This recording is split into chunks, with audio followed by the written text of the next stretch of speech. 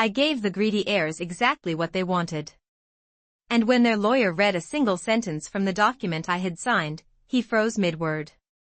For 3 full seconds, the room went silent. My son leaned forward in his chair. My daughter-in-law's confident smile slowly faded. And I simply sat there, folding my hands in my lap. What they didn't understand yet, what none of them understood, was that the moment they believed they had won everything, was the moment they had already lost. I'm glad you're here. Stay with me until the end of my story. And if you feel comfortable, tell me the city you're watching from.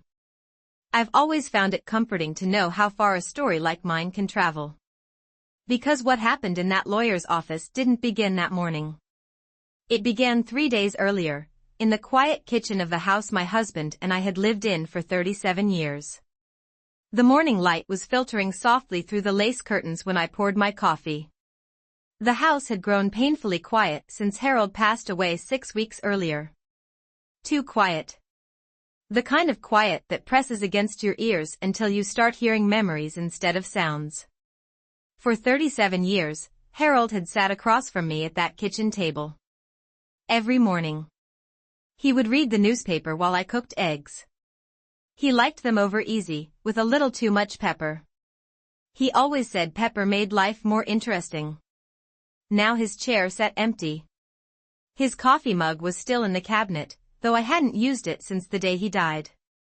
I couldn't bring myself to. At 72, you'd think a woman learns how to live with loss. But grief has a strange way of sneaking into ordinary moments. The clink of a spoon in a mug. The creak of a floorboard at night. The smell of his aftershave still lingering faintly in the hallway closet. I took a slow sip of coffee and looked out toward the backyard. Harold had built that deck himself 20 years ago. He used to sit there every evening in the summer, watching the sunset with a glass of iced tea and telling me the same joke about retirement over and over again. I smiled faintly at the memory. Then my phone rang. The screen lit up with my son's name. Daniel. For a moment, my chest warmed. Daniel hadn't called much since the funeral. Life gets busy, I told myself. Families grow, responsibilities pile up. Still, hearing from him felt like a small gift. I answered on the second ring. "Good morning, Mom," he said. His voice sounded cheerful. Too cheerful. "Yes, sweetheart," I replied gently. "Good morning." There was a brief pause. Then I heard another voice faintly in the background. My daughter-in-law, Melissa. I couldn't make out the words, but I recognized the tone. Sharp. Quick. The way she always spoke when she wanted something done a certain way.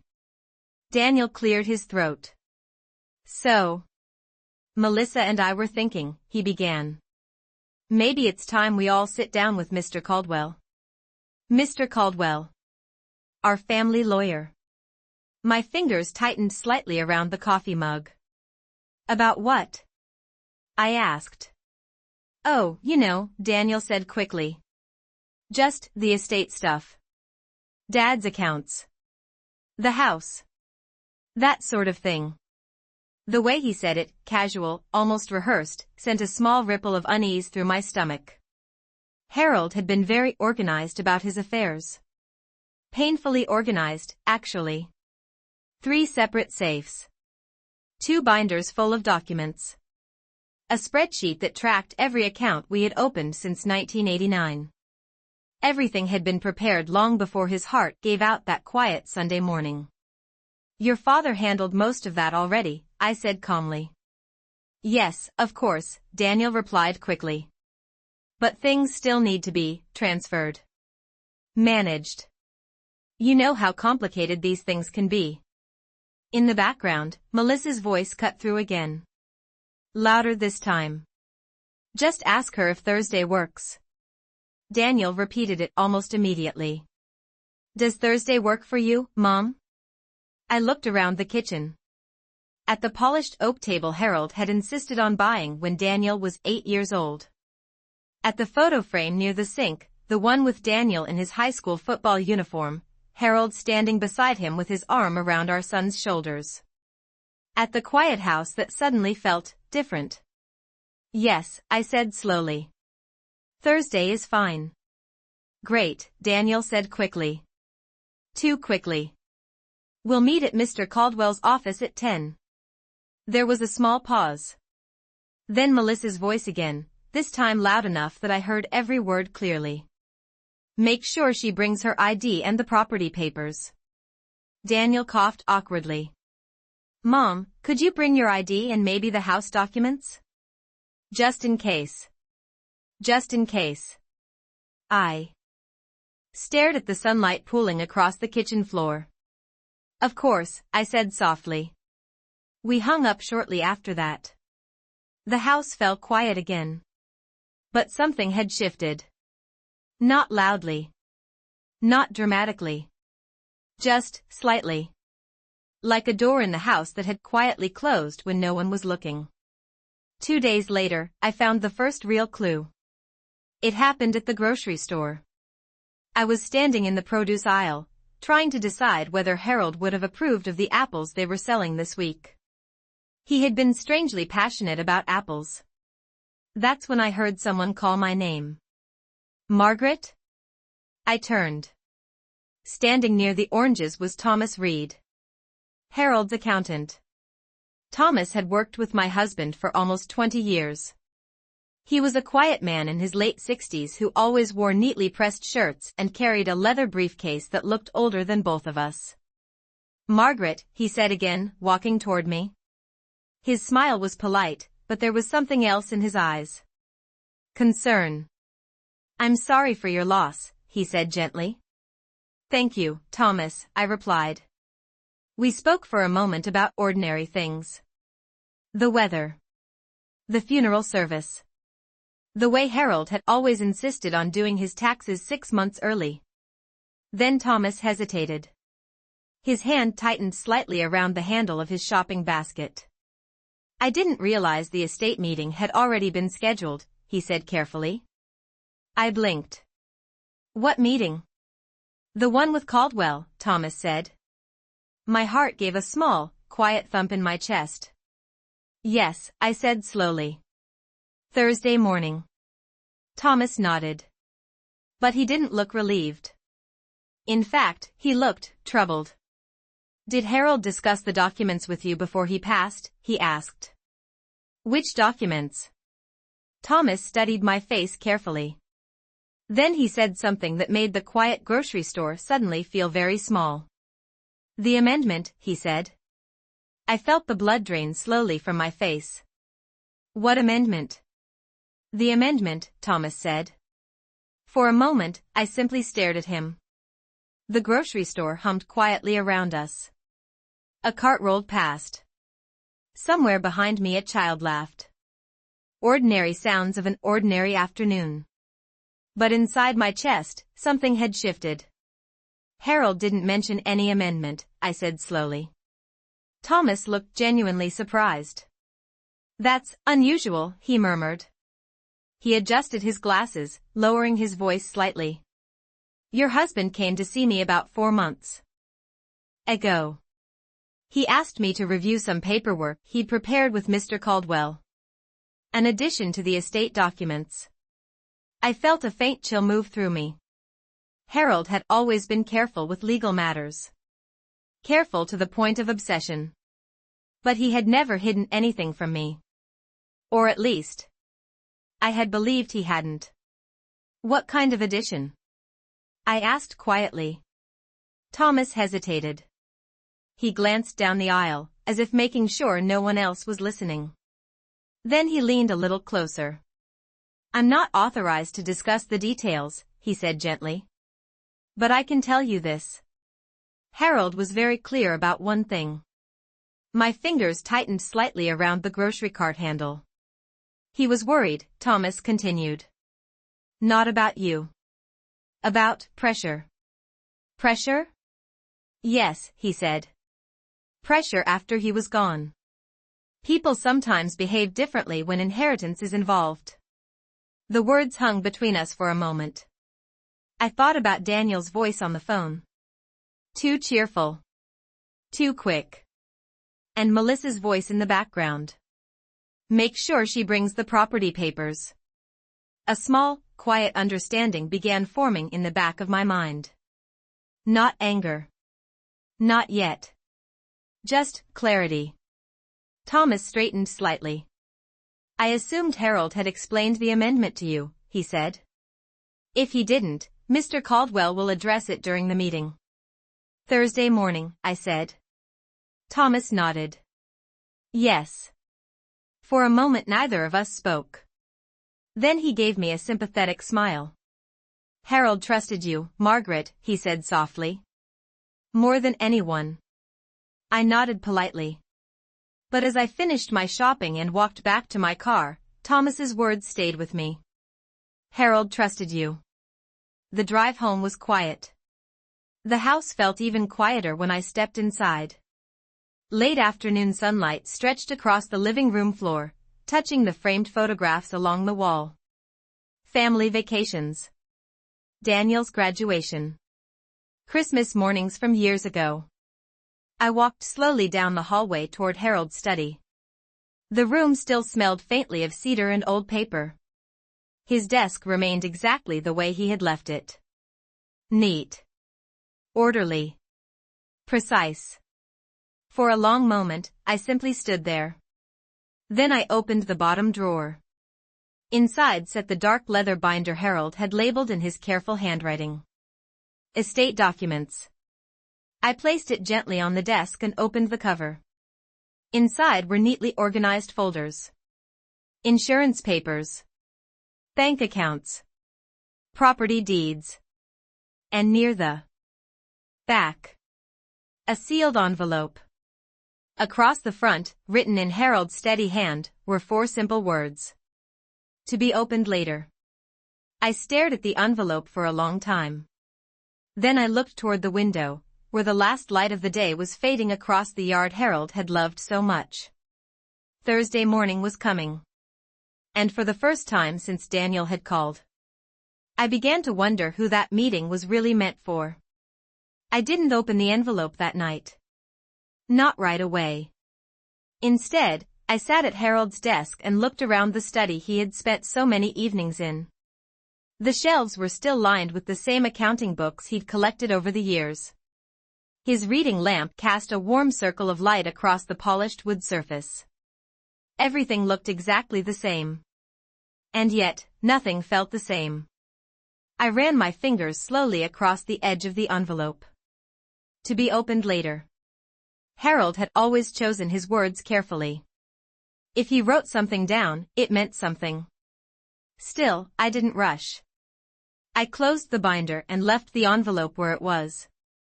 Then I made myself a simple dinner, soup and toast, and ate it quietly at the kitchen table. The house felt larger than usual that evening.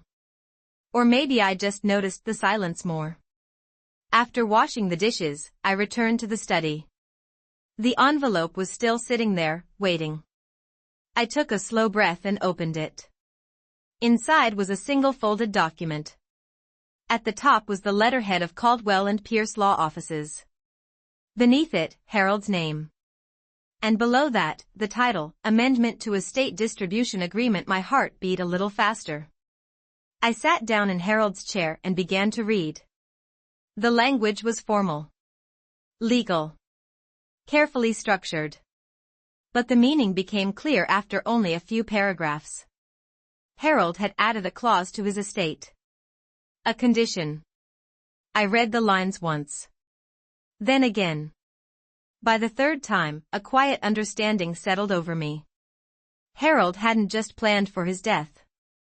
He had planned for what might happen after. For a long moment, I sat there holding the paper. Memories drifted back, small moments I hadn't thought much about at the time. Melissa asking questions about the house value during Thanksgiving dinner.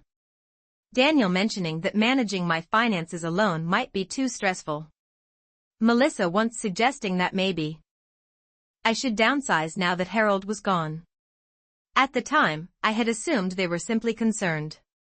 Now, sitting in Harold's chair with that document in my hands, I began to see those conversations differently. Not cruel. Not openly greedy. Just careful. Subtle. Patient. Harold must have seen it too. Because the amendment he added was simple. But powerful. Anyone who attempted to pressure me into transferring assets, property, or financial authority before the official estate review would immediately lose their inheritance rights. Completely. No appeals. No exceptions. I placed the paper back inside the envelope. Then I leaned back slowly in the chair. Harold had never been a dramatic man. But he had always been observant. And now I understood something else. Thursday's meeting wasn't just about paperwork. It was about patience. Because if Daniel and Melissa truly believed they could rush the process, they were about to reveal far more than they realized. And when Mr. Caldwell read that amendment out loud in his office, the room was going to become very quiet. The next morning, I woke earlier than usual. For a moment, I forgot everything. The house was quiet. Pale sunlight filtered through the bedroom curtains, and the faint sound of birds drifted in from the backyard. It felt like any other morning. Then I remembered the envelope. And Thursday. I sat up slowly and looked toward Harold's side of the bed. The pillow was still perfectly indented where it had rested for decades beside mine. 37 years is a long time to share a life with someone. You learn their habits. Their instincts. The way they notice things others overlook. Harold had never been suspicious by nature. But he was careful. And when he wrote that amendment, he must have had a reason. Downstairs, I made coffee and sat at the kitchen table again. The same chair. The same quiet. But my thoughts were different now. I replayed my phone call with Daniel from 2 days earlier. His voice. Too smooth. Too prepared. Maybe it's time we all sit down with Mr. Caldwell. It sounded reasonable on the surface. Responsible, even. But now I noticed the urgency beneath it. Melissa's voice in the background. Make sure she brings the property papers. I stirred my coffee slowly. For years, I had tried very hard to get along with Melissa. She was confident, organized, ambitious. The kind of woman who liked everything to move quickly and efficiently. Harold used to joke that she ran conversations the way some people run board meetings. But beneath that confidence, there had always been something else. A kind of quiet calculation. Small things, mostly. Like the time she asked me how much the house would sell for in today's market. Or when she suggested that a retirement community might be less work for someone my age. At the time, I had smiled politely. Families say awkward things sometimes. But now, with Harold's amendment fresh in my mind, those memories lined up differently. Like puzzle pieces finally clicking into place. I finished my coffee and stood. Instead of putting the document back in Harold's desk, I placed the sealed envelope carefully inside my purse. If Daniel and Melissa wanted paperwork at Thursday's meeting, I would bring it. Exactly as they asked. The rest of Wednesday passed quietly. I watered Harold's roses in the backyard. I folded laundry. I answered 2 condolence cards that had arrived in the mail. Simple things. Normal things. But beneath the calm routine, I felt something else growing. Not anger. Not fear. Just patience. Because patience had always been Harold's greatest strength. That evening, my phone buzzed again. A message from Daniel. Just confirming tomorrow, Mom. Mr. Caldwell's office. 10 a.m. A second message followed almost immediately. Bring the property papers if you can. I looked at the screen for a moment. Then I typed back a short reply. Of course. That was all. No questions. No hesitation. Just agreement. Because the truth was, I wanted them to feel comfortable, confident, certain that everything was going exactly the way they expected. After all, people reveal far more about themselves when they believe they've already won. And tomorrow morning, sitting in Mr. Caldwell's office, Daniel and Melissa were going to feel very confident. At least until the moment their lawyer reached a single sentence in Harold's amendment. The one that changed everything. Thursday morning arrived colder than expected. The sky outside was pale gray, the kind of quiet winter morning that makes the world feel slower than usual. I dressed carefully, choosing a dark blue sweater Harold had always said brought out the color in my eyes. It felt strange preparing for a meeting like this. Not a family lunch. Not a holiday gathering. A legal meeting. At 9:30, I locked the front door and walked to my car. The sealed envelope rested quietly inside my purse. Harold's amendment. The drive to Mr. Caldwell's office took about 20 minutes. I had made that trip many times over the years with Harold sitting beside me. He had always preferred to handle paperwork early in the morning, before the town grew busy. Today, I drove alone. When I arrived, Daniel and Melissa were already there. Their car was parked near the entrance. Of course it was. Melissa stepped inside the building just ahead of me, her heels clicking confidently against the tile floor. Daniel stood beside the reception desk, checking his phone. When he saw me, he smiled quickly. "Mom," he said, walking toward me. "Glad you made it." I returned the smile. "Of course," I said calmly. Melissa turned and gave me a quick hug. Her perfume was sharp and expensive. "How are you holding up?" she asked, her voice soft in that practiced way people sometimes use when they want to sound sympathetic. "I'm doing all right," I said. Her eyes briefly dropped to my purse. Then she looked back at my face. "Did you bring the documents?" she asked. The question came quickly. Almost automatically. I nodded. Yes. A small flicker of satisfaction crossed her expression before she masked it again with another polite smile. "Perfect," she said lightly. "Mr. Caldwell said it would make everything much easier." Daniel placed a reassuring hand on my shoulder. "We just want to help organize things, Mom," he said. "Make sure everything is handled properly." I nodded again. "I understand." A few minutes later, the receptionist guided us into the conference room. It was a familiar space. Harold and I had sat there several times over the years, reviewing contracts and financial documents. The large oak table looked exactly the same. So did the leather chairs. Mr. Caldwell entered shortly after, carrying a thick folder. He was a tall man in his 60s with silver hair and the calm expression of someone who had spent decades listening to family disputes. "Margaret," he said warmly when he saw me. "I'm very sorry for your loss."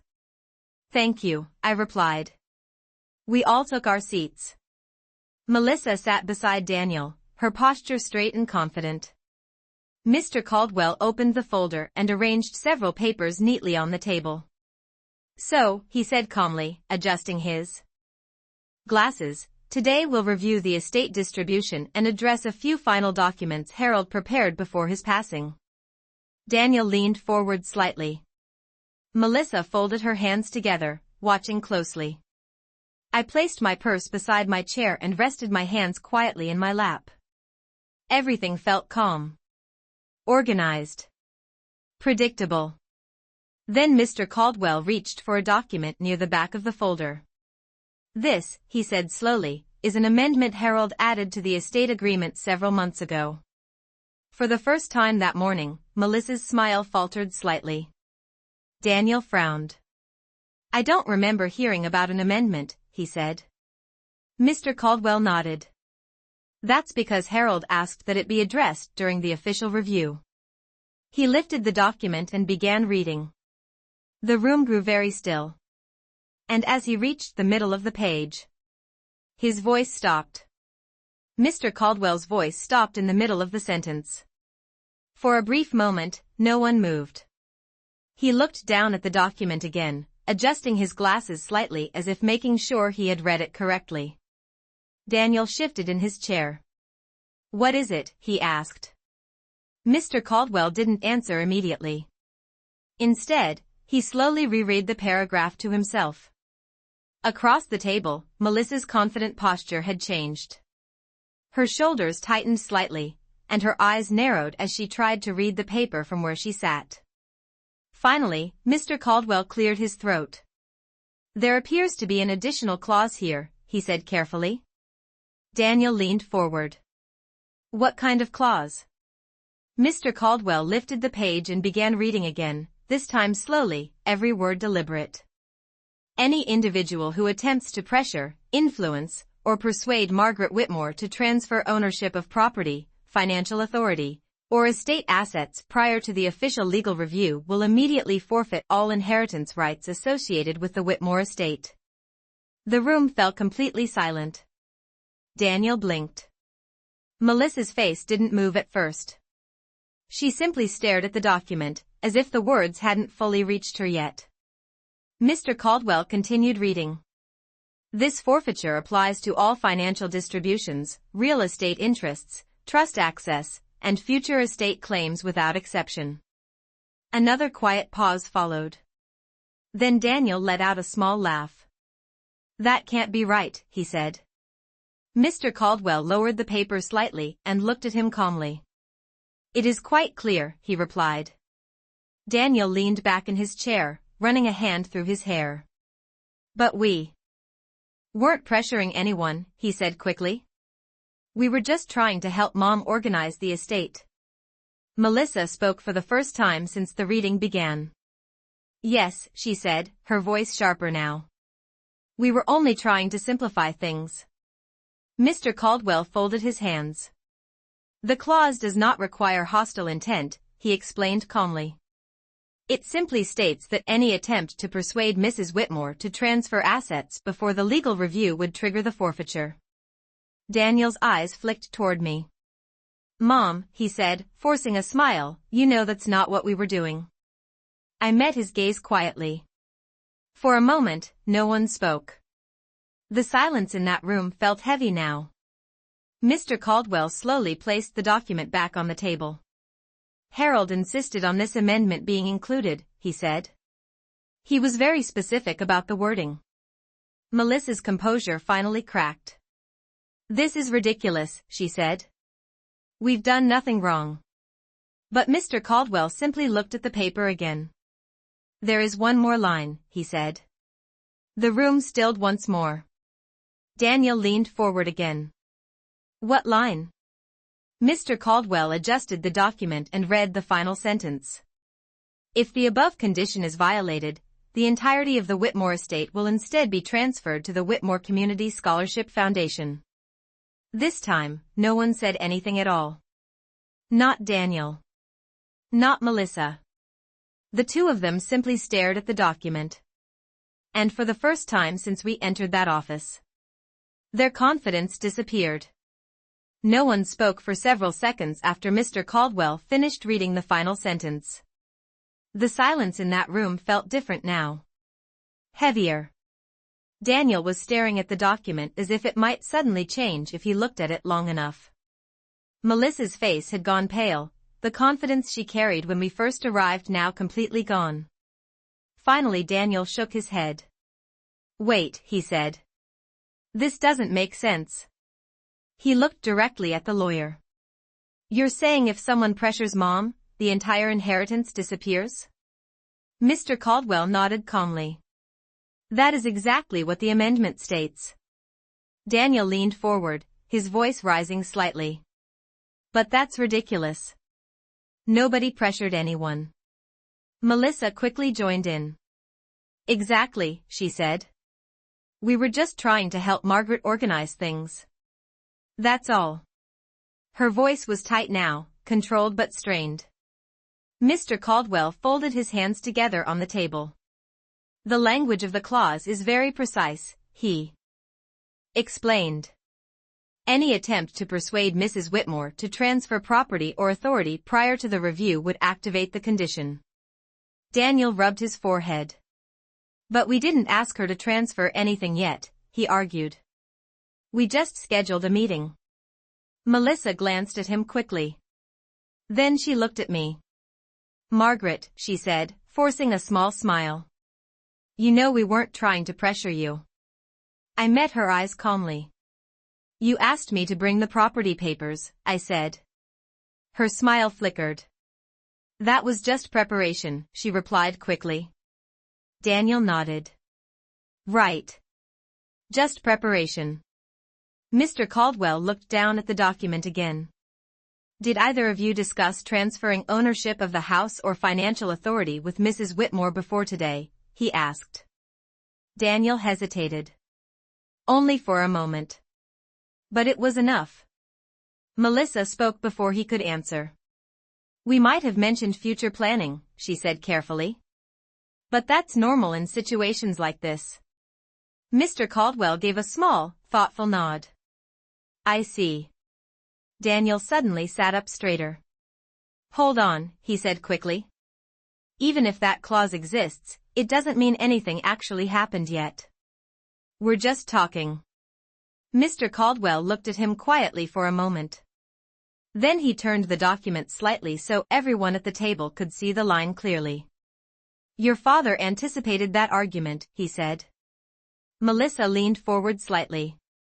What do you mean? Mr. Caldwell pointed to a sentence halfway down the page.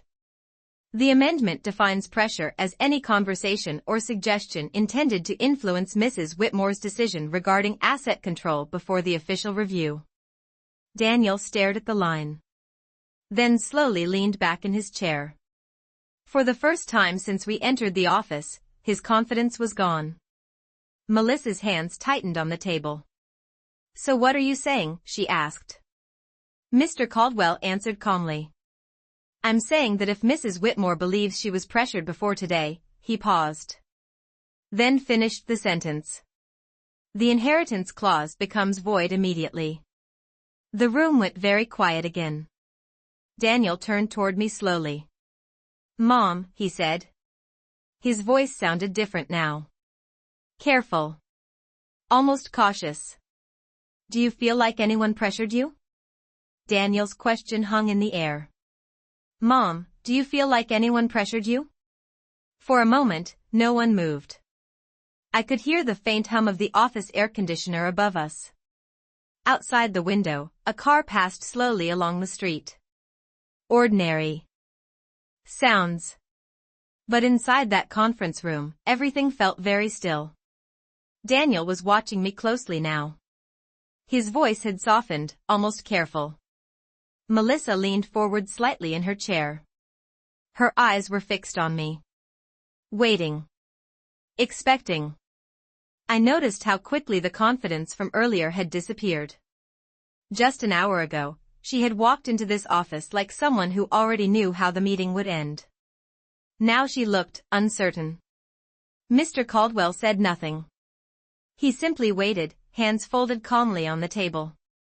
I took a slow breath. Then I spoke. I think Harold expected something like this, I said quietly. Daniel frowned. What do you mean?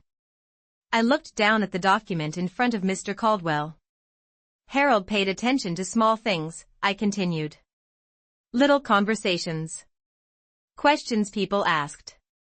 Melissa shifted slightly in her chair. That doesn't mean anything, she said quickly. I didn't respond right away. Instead, I looked at Daniel. Do you remember Thanksgiving last year? I asked. Daniel blinked. Of course. Melissa asked how much the house might sell for in today's market, I said. Melissa immediately shook her head. That was just casual conversation, she said. People talk about property values all the time. Then there was the conversation about retirement communities, I continued calmly. Daniel's eyes flicked briefly toward his wife. Melissa's voice tightened. That was a suggestion, she said. We were worried about you living alone. I nodded slowly. I'm sure you were. For a moment, no one spoke again. Then I turned toward Mr. Caldwell. Harold showed me something once, I said. Mr. Caldwell looked at me with quiet interest. He said people often reveal their intentions long before they realize it. Daniel shifted uncomfortably. Mom, nobody is trying to take advantage of you, he said quickly. I met his eyes. I didn't say that.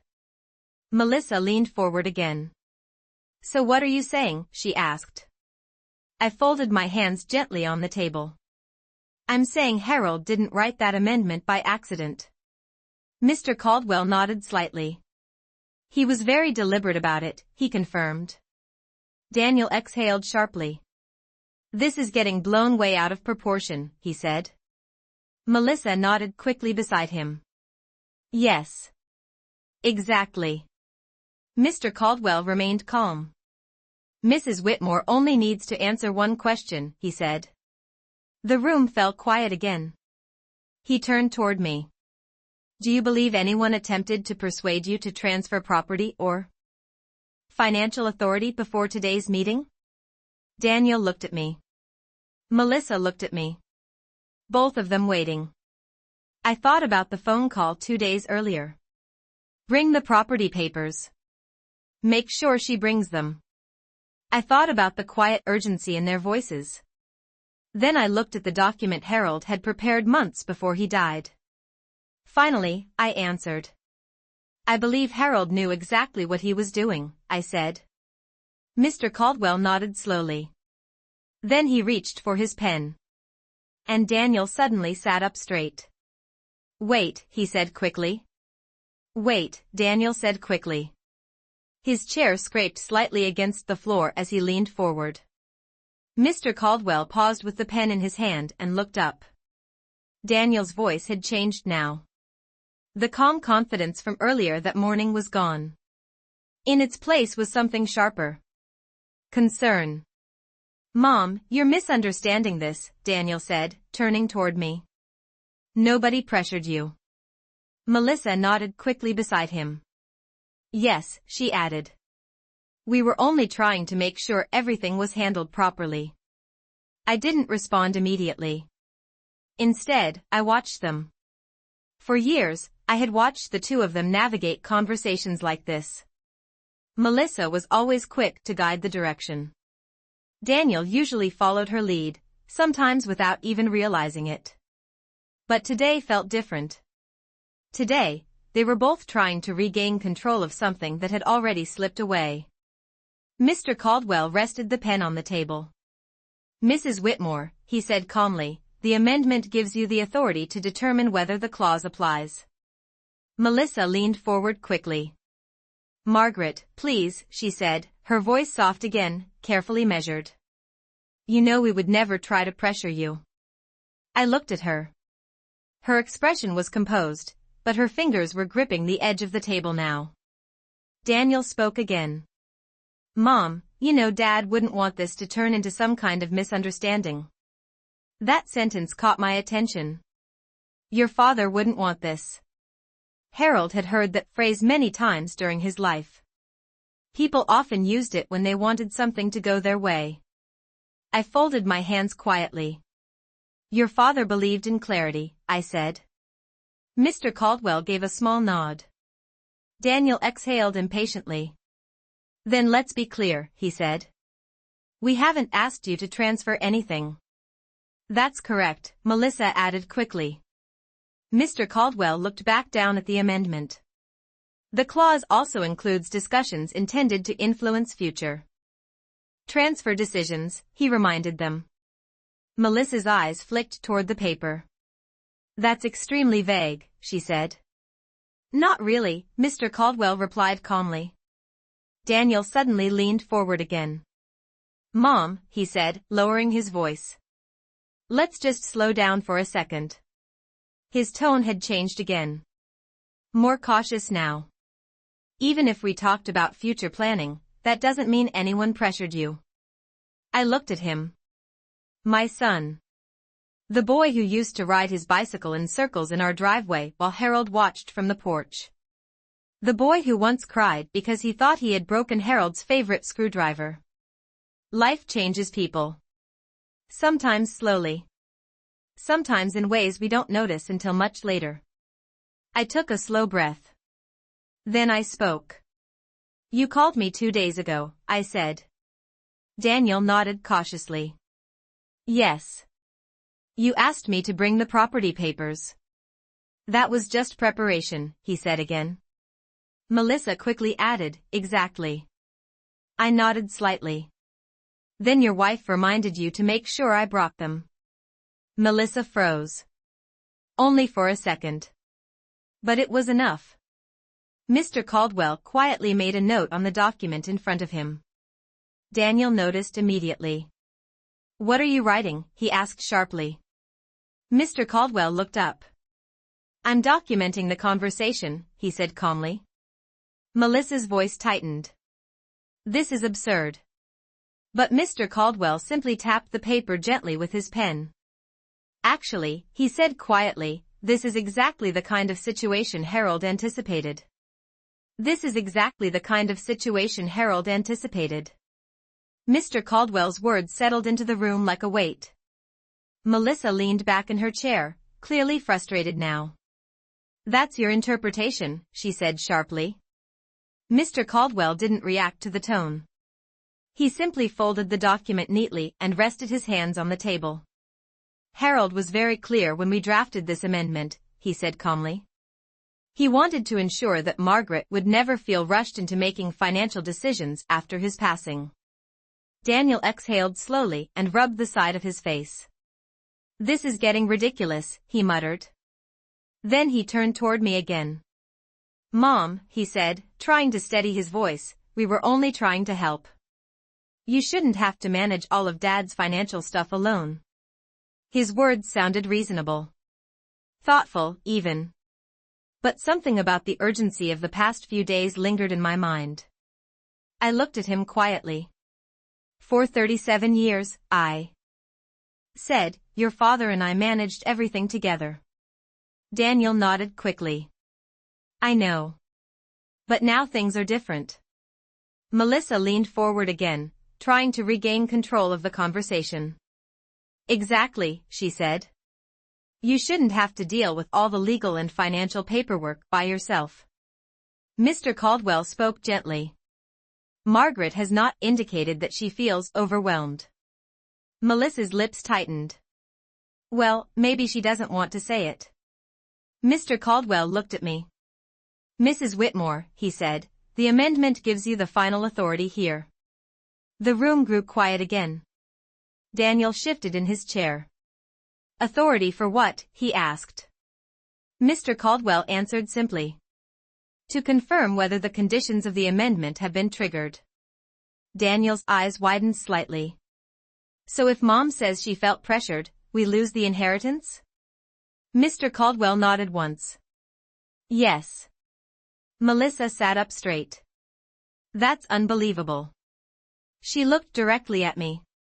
Margaret, we've done nothing wrong. Her voice was firm now. Confident again. Almost challenging. I noticed the way Daniel was watching my face carefully. Waiting. Calculating. Harold had once told me something many years ago while we were reviewing insurance papers late one evening. He said legal documents are rarely written for the moments when everything is going well. They are written for the moments when people show you who they really are. I looked down at the amendment on the table. Harold's signature rested neatly at the bottom of the page. Strong. Steady. Then I lifted my eyes toward Mr. Caldwell. I think Harold understood something important, I said quietly. Mr. Caldwell nodded slightly. Daniel leaned forward again. Mom, he said quickly, before you say anything, just remember we're family. I met his gaze calmly. Yes, I said. We are. Melissa's fingers tightened around the edge of the table. So what are you saying? She asked. I didn't raise my voice. I didn't argue. I simply said the one thing Harold had prepared that amendment for. I believe the conditions of the amendment have already been met. The silence that followed was immediate. Daniel's face went completely still. Melissa blinked once, twice. Then she whispered. You can't be serious. You can't be serious. Melissa's voice came out almost as a whisper. For a moment, no one moved. Daniel stared at me as if he was waiting for me to laugh and say it was all a misunderstanding. But I didn't. Mr. Caldwell remained calm, his hands resting lightly on the table as if this was exactly the moment he had expected. Daniel finally spoke. Mom, think about what you're saying. His voice was lower now. Careful. If that clause activates everything Dad left, it all disappears. Mr. Caldwell corrected him gently. It does not disappear, he said. It transfers to the Whitmore Community Scholarship Foundation, as stated in the amendment.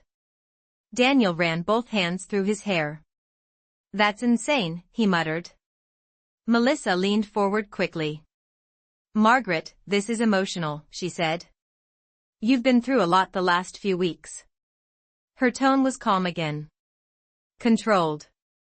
The way people speak when they are trying to steer a conversation back in their favor. You shouldn't make decisions like this while you're grieving. I listened quietly. Harold used to say that when people start explaining your feelings to you, it usually means they want something. Daniel spoke again. Mom, nobody pressured you, he said firmly. You called me, I replied. He froze slightly. Yes. I called. You asked me to bring the property papers. That was just preparation, he insisted again. Melissa added quickly, exactly. Mr. Caldwell glanced down at the amendment once more. Then he looked back at me. Mrs. Whitmore, he said calmly, the clause does not require intent. Only the perception that pressure occurred. Daniel turned to him sharply. That's completely subjective. It is intentionally protective, Mr. Caldwell replied. Melissa's patience finally broke. This is ridiculous, she snapped. She looked at me directly now. You're really going to take everything away from your own son because of a conversation about paperwork? I held her gaze. For years I had tried to keep peace in small family disagreements. Harold used to say I was too patient. Maybe he was right. But patience doesn't mean blindness. Harold believed people reveal their priorities very quickly when money is involved, I said quietly. Daniel shook his head in disbelief. This isn't about money, he said. I didn't respond to that. Because sometimes silence answers a question better than words. Mr. Caldwell reached for the amendment again. Margaret, he said gently, to proceed legally, I need confirmation. I nodded. I understand. Daniel's voice rose slightly. Mom, please. Melissa folded her arms tightly. You're making a mistake. I looked at the document one more time. Then I spoke. My husband trusted this clause for a reason. Mr. Caldwell waited. So yes, I said calmly. I confirm the amendment condition has been triggered. Mr. Caldwell nodded once and wrote a brief notation on the document. Across the table, Daniel sat completely still. Melissa's face had gone pale. And for the first time since we walked into that office, neither of them had anything left to say. For a long moment after Mr. Caldwell finished writing his note, no one in the room moved. The silence felt heavier than before. Daniel was staring down at the table, his jaw tight. Melissa's arms were crossed now, her earlier confidence completely gone. The polished conference table reflected the afternoon light coming through the window, and in that quiet moment it reminded me of the many times Harold and I had sat in this very room together. Reviewing papers. Planning for the future. Trusting each other completely. Mr. Caldwell carefully placed the amendment back into the folder. Well, he said gently, that concludes the review of the estate conditions. His voice remained calm, professional. But there was something else in his expression. Respect. Daniel finally spoke again. So that's it, he asked quietly. Mr. Caldwell nodded once. The amendment is clear. The Whitmore estate will now be transferred according to Harold's alternate provision. Melissa let out a sharp breath. A scholarship fund, she muttered. Yes, Mr. Caldwell said. The Whitmore Community Scholarship Foundation. I remembered the day Harold first told me about that idea. It had been almost a year before he passed. We were sitting on the back deck at sunset, watching the light fade over the yard. Harold had been unusually thoughtful that evening. He told me that education had changed his life. When he was young, a small local scholarship had allowed him to attend college. Without it, he said, his entire future would have been different. Sometimes, he had told me, the best way to protect something is to give it a purpose bigger than any one person. At the time, I didn't fully understand what he meant. Now I did. Daniel pushed his chair back slowly and stood. He looked older in that moment than I had ever seen him. You really let this happen, he said quietly. I didn't argue. I didn't defend myself. Because this had never been about revenge. Harold had simply created a choice. And choices reveal people. Melissa stood up as well, grabbing her purse quickly. This is unbelievable, she said under her breath. Mr. Caldwell remained seated, watching them calmly. Daniel looked at me one last time. For a moment, I thought he might say something else. But he didn't. He simply turned and walked out of the conference room. Melissa followed without another word. The door closed softly behind them. The office felt very quiet again. Mr. Caldwell gathered the papers and looked at me. Harold trusted your judgment, he said gently. I nodded. I know. Outside, the afternoon sun had finally broken through the clouds. As I stepped out of the building, I paused for a moment and looked up at the sky. Harold used to say patience was the most powerful form of strength. Not loud. Not dramatic. Just steady. And as I walked toward my car, I realized something else. The people who thought they were waiting for my weakness had actually been witnessing my patience all along.